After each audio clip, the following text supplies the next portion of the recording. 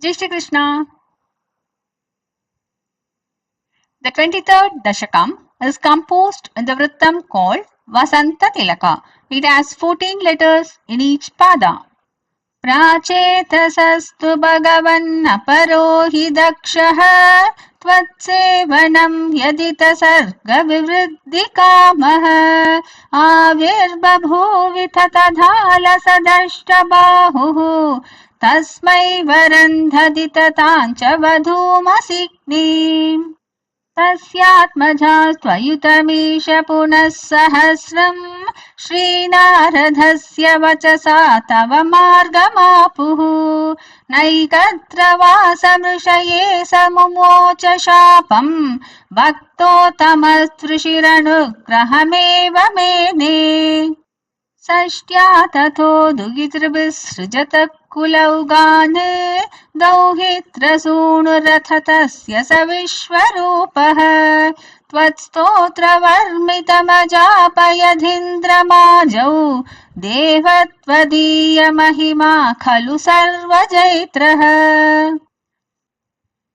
प्राक्षूरसेन विषये किल चित्रकेतुः पुत्राग्रही नृपतिरङ्गिरसप्रभावात् लब्ध्वैकपुत्रमत तत्र हते सपत्नी सङ्घैरमुह्यदवशस्तव माययासौ तन्नारदस्तु सममङ्गिरसादयालुः सम्प्राप्य तावधुपदर्श्य सुतस्य जीवम् कस्यास्मि पुत्र इति तस्य गिरा विमोहम् त्यक्त्वा त्वदर्चन विधौ नृपतिन्ययुङ्क्त स्तोत्रं च मन्त्रमपि नारदतोऽथ लब्ध्वा तोषाय शेषवपुषो ननु ते तपस्यन् विद्याधराधिपतितां स हि सप्तरात्रे लब्ध्वाप्यकुण्ठमतिरन्वभजत् भवन्तम्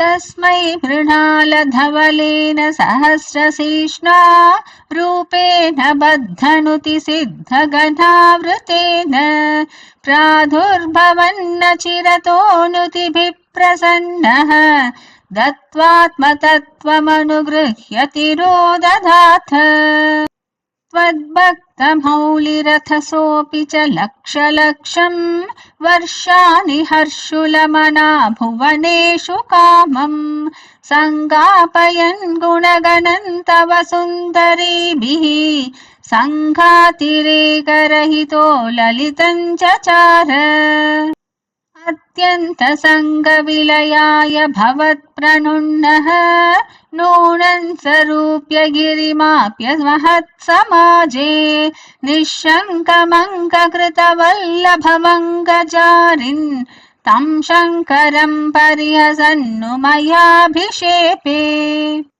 निःसम्भ्रमस्त्वयमयाचितशापमोक्षः वृत्रासुरत्वमुपगम्य सुरेन्द्रयोधी भक्त्यात्मतत्त्वकथनैः समरे विचित्रम् शत्रोरपि भ्रममपास्य गतः पतन्ते त्वत्सेवनेन दितिरेन्द्रवधोद्यथापि तान् प्रत्युतेन्द्रसुहृदो मरुतोऽभिलेभे दुष्टाशयेऽपि शुभदैव भवन्निषेवा तत्तादृशस्त्वमवमां पवनालयेश.